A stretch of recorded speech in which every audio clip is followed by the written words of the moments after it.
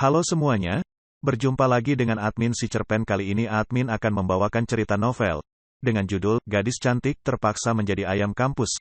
Sebelum dimulai, admin mohon bantuan untuk di-like dan subscribe channel si cerpen, agar channel kami terus berkembang dan bisa memberikan cerita-cerita novel yang bagus.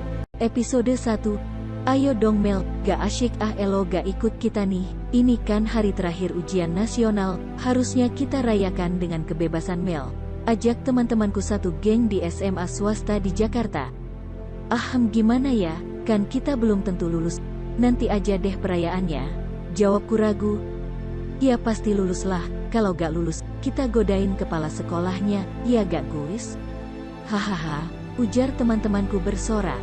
Ya udah deh, kita mau kemana sih, tuturku? Kita ke diskotik atau klub malam aja, pasti seru. Gue jemput ya di rumah Elo nanti malam, ungkap salah satu temanku. Begitulah aku, Melati, usia 17 tahun kelas 3 SMA.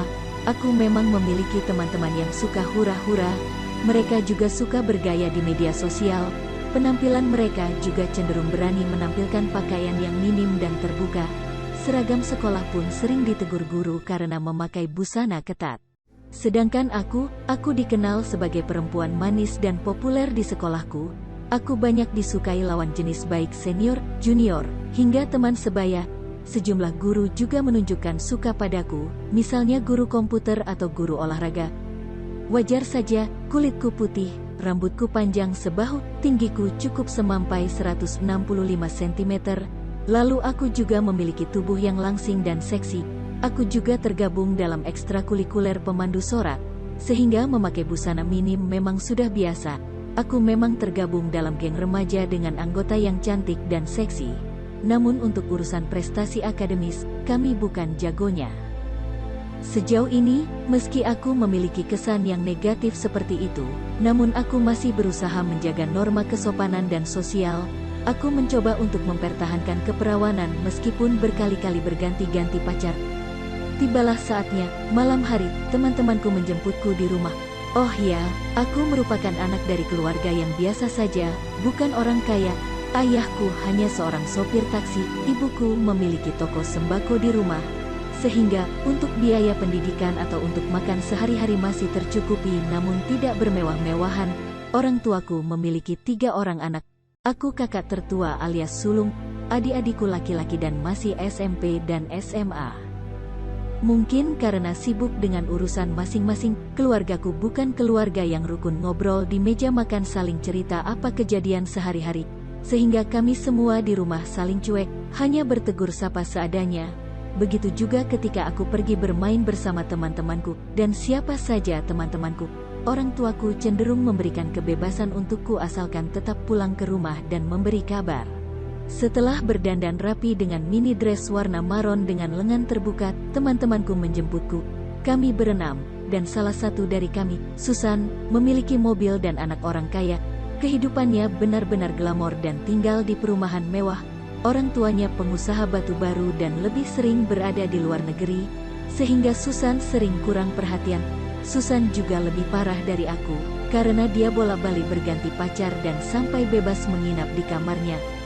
Mel, ayo dong, udah siap belum? Ajak Susan dengan cantiknya memanggilku.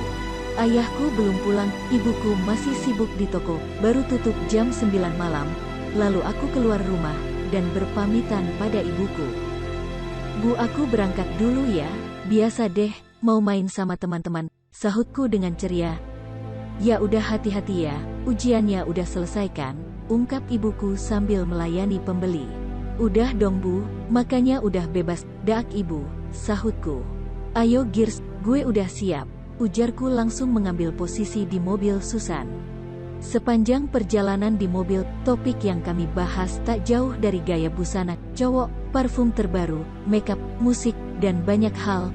Memang sih, walau untuk kebutuhan sehari-hari hidupku tercukupi, tapi untuk jajan dan hidup glamor dengan barang-barang mewah seperti teman-temanku, aku tak bisa. Beberapa temanku memang pandai mencari pacar, misalnya mereka mendapatkan pacar dari keluarga kaya, jadi sering mendapatkan hadiah mewah seperti perhiasan atau barang branded dari kekasih mereka, atau memang pemberian orang tuanya. Memangnya kita mau kemana lagi sih abis ini? Tuturku penasaran setelah sempat mampir makan dulu di restoran mahal.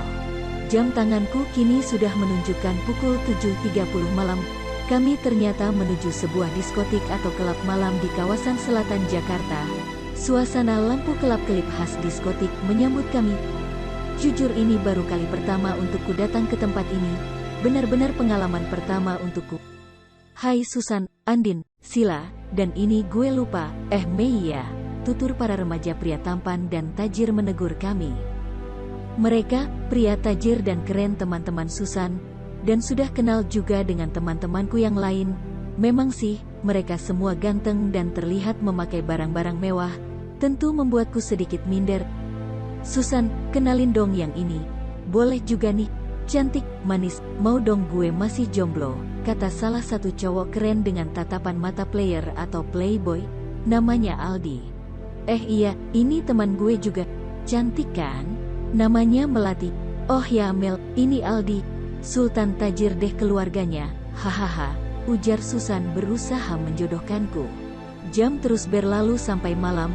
Sudah pukul 10 malam aku dan teman-temanku terus asyik bergoyang ditemani lampu disko kelap-kelip. Kami berjoget sampai lupa waktu. Lalu Aldi tiba-tiba menawarkanku sebuah minuman beralkohol. Aku belum pernah sekalipun mencicipi alkohol, maka aku sudah mencoba menolaknya. Ah gak deh, gue gak biasa minum alkohol, ujarku menolak minuman itu. Sedikit aja dong sayang, pasti kita bisa makin goyang nanti, ujarnya sambil melingkarkan tangannya di bahuku. Mau tak mau, karena dipaksa aku meminumnya, teman-temanku yang lain hanya tertawa melihatku yang kuno. Lalu mereka tetap asyik sibuk sendiri dengan berjoget berpasang-pasangan.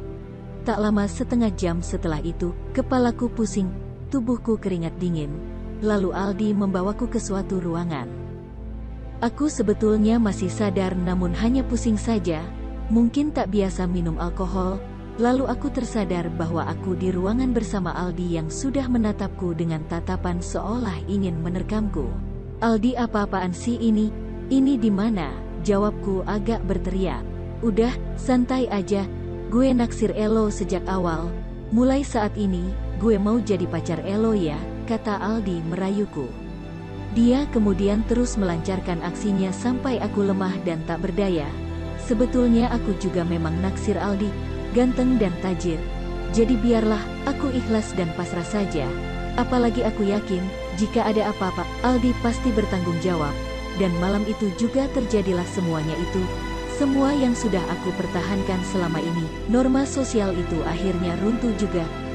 Setelah selesai, Aldi kemudian menghiburku agar aku tak menangis. Aku sempat meneteskan air mata antara menyesal atau sedih. Namun Aldi kemudian bertanya nomor rekeningku. Minta nomor rekening kamu ya, katanya santai. Maksudnya, buat apa? Tuturku heran masih sambil menghapus air mataku. Udah sini, udah punya KTP kan ya? Mana nomor rekeningnya, tuturnya. Aku seraya memberikan nomor rekening yang aku simpan di ponsel, lalu memberikannya pada Aldi. Nih udah ya, mulai sekarang kita harus sering jalan bareng. Gue suka sama Elo, tutur Aldi spontan. Betapa kagetnya aku ketika melihat bukti transfer yang dikirimkannya untukku. 5 juta rupiah dalam semalam. Aku belum pernah mendapatkan uang jajan sebesar itu. Bahkan kali ini aku juga mendapatkan pacar tajir hanya dalam waktu singkat. Ini serius, ujarku bingung. Iya dong serius. Oke, mulai besok, gue sering jemput ke sekolah Elo ya. Kebetulan gue udah kuliah semester 2, ujarnya. Iya, jawabku singkat. Iya sayang dong, kan kita udah jadian, katanya dengan gaya buaya. Iya sayang, sahutku. Perasaanku campur aduk malam itu. Di satu sisi, aku senang karena mendapatkan uang dalam semalam sekaligus pacar yang tajir. Namun di sisi lain, aku ini semacam wanita yang salah langkah karena mengorbankan harga diriku hanya demi uang 5 juta rupiah. Aku tak bisa marah, bahkan hanya bisa diam saja. Seolah dibeli dengan semurah itu oleh pria yang tampan dan tajir. Biarlah, toh Aldi akan menjadi pacarku dan menjadi kebanggaan untukku menggandeng pria tampan dan kaya. Apalagi menjelang masuk kuliah. Siapa tahu hidupku jadi lebih berwarna. Keluar ruangan itu, aku kembali menemui teman-temanku. Mereka masih asyik berjoget dengan para pria. Lalu aku juga terkejut, salah satu dari mereka terlihat memakai narkoba. Benar-benar tak menyangka, temanku seperti itu. Elo ternyata pakai obat juga. Mei, tukasku pada Mei, teman satu geng. Ah, jangan sok polos deh, biasa aja kali, hahaha, ujarnya dengan gaya bicara seperti orang yang tak sadar. Lalu Susan melihatku dirangkul oleh Aldi, kemudian Susan berbisik padaku. Gimana, asyik kan sama Aldi? Sultan dia, jangan sampai lepas, tuturnya mengedipkan mata. Iya, gue udah jadian Sus, ungkapku tersenyum. Nah gitu dong, akhirnya gak jomblo lagi, cowok tajir pula. Udah ngapain aja Elo tadi berduaan, hahaha, tawa Susan puas. Hus, rahasia dong, ujar Aldi dengan mulut bau alkohol. Aku pulang larut malam saat itu, ibu dan ayahku sudah tidur. Lalu untung masih ada adikku yang bermain gitar di depan rumah. Kemudian Aldi dengan mobil sedang sport mewah menggenggam tanganku. Besok kita ketemu lagi ya sayang abis pulang sekolah, ungkap Aldi. Iya, kamu janji ya serius sama aku? Aku takut tadi kan kamu sudah berbuat itu padaku, ucapku. Janji dong, serius tapi santai, hahaha, katanya mencolek daguku. Aku turun dari mobil mewahnya, tak disangka, aku mendapatkan uang 5 juta rupiah hanya dalam semalam. Kak, baru pulang ya? Dari tadi ibu nanya tuh, sampai ketiduran, ungkap adikku, Niko. Hehe, iya tadi ada acara ulang tahun teman sampai malam. Ya udah ya kakak capek mau tidur, sahutku. Aku masuk kamar sambil memandang diriku di cermin. Kini aku sudah tak suci lagi, diganjar dengan uang tunai 5 juta rupiah. Pria tampan itu sudah membuatku bahagia mabuk kepayang. Aku pasti akan merasa bangga jika bergandengan dan memamerkannya di media sosial. Pria tampan dan tajir idaman semua perempuan. Selamat tidur sayang, night, katanya lewat chat. Aku makin terbuai dengan semua perhatiannya. Padahal aku baru kenal dalam semalam, tapi aku langsung jatuh cinta. Iya, selamat tidur juga ya. Sampai ketemu besok, ujarku membalas dengan emoji hati. Aku berputar di kamarku sambil tersenyum seperti balerina yang menari. Baru kali ini aku merasakan kebahagiaan yang begitu dalam. Di satu sisi, aku hanya tinggal menunggu pengumuman kelulusan. Esok paginya, tumben ayahku memanggilku mengajak bicara. Rupanya kali ini dia bertanya padaku soal rencana kuliah. Sis, jadi kamu mau kuliah di mana rencananya? Ucapnya. Rumahku di kawasan Jakarta Timur arah Jalan Raya Bogor. Maka aku sudah yakin tak mungkin memilih kampus negeri. Kemampuan akademisku anjlok. Aku hanya lebih suka hura-hura dan pacaran. Aku kayaknya mau pilih kampus swasta aja pak, tapi gak tahu deh di mana. Nanti deh aku pilih-pilih kalau pengumuman kelulusan udah diumumkan, sahutku. Ya udah, serius lo ya. Bapak tunggu kamu mau pilih yang mana, tinggal bapak siapkan sesuai budgetnya. Tapi kamu juga harus sesuaikan dengan kemampuan ekonomi keluarga kita, tegas ayahku. Beres pak, aku berangkat sekolah dulu ya, tuturku. Tiba di sekolah, sudah menyebarlah gosip antara aku dan Aldi, sebab dia dan juga teman-temanku menyebarkan foto kami semalam saat berdua di diskotik. Wah, ada yang dapat pacar sultan kaya raya, hebat banget ya, cewek cantik yang mau banyak sih, ujar salah satu siswa di kantin. Iya cantik dan seksi ya, siapa juga yang gak mau, cowoknya banyak, ujar yang lainnya. Aku merasa diagung-agungkan saat itu di sekolah. Aku kibaskan rambutku dan tersenyum berbunga-bunga, tak peduli soal keperawanan atau hilangnya norma sosial, yang penting, aku bisa populer dan hidup senang. Tiba-tiba guru komputer menarik tanganku ke ruangannya, dia kemudian menggodaku dan merayuku. Untuk nilai kelulusan nanti, di rapor mau aku kasih nilai bagus gak sayang, ujarnya menggodaku. Aku yang sudah punya pacar sultan, sudah tak peduli lagi pada pria-pria yang aku anggap masih miskin dengan gaji standar. Lalu aku hempaskan tubuhnya ke tembok. Ih bapak apa-apaan sih, permisi, ujarku berani. Dia lalu kesal menatapku sinis. Dan setelah itu bel pulang sekolah pun berbunyi. Hai sayang, yuk kita jalan, kata Aldi dengan mobil mewah sportnya. Semua mata memandangku. Tak ada hentinya sampai 180 derajat. Aldi juga turun dari mobilnya dengan gantengnya. Gayanya benar-benar keren dengan sneakers mahal. Aku dirangkulnya dan naik ke mobilnya. Saat itu, aku kembali diajak Aldi ke hotel. Lagi-lagi perbuatan itu kembali dilakukannya kepadaku, dan aku pasrah saja atas nama popularitas dan juga kemewahan. Begitu juga seterusnya, sudah hampir 2 pekan aku dan Aldi menjalani hubungan terlarang seperti ini. Aku terbuai kebahagiaan semu. Setiap kali dia melakukannya, kami juga tak pernah memakai pengaman dan bahkan seringkali dia berada di bawah pengaruh alkohol. Hidupku sudah tak karuan sejak mengenal Aldi. Pulang dari hotel, biasanya Aldi mengajakku berbelanja barang-barang branded dan jajan di resto yang mahal. Dia membuat hidupku bahagia.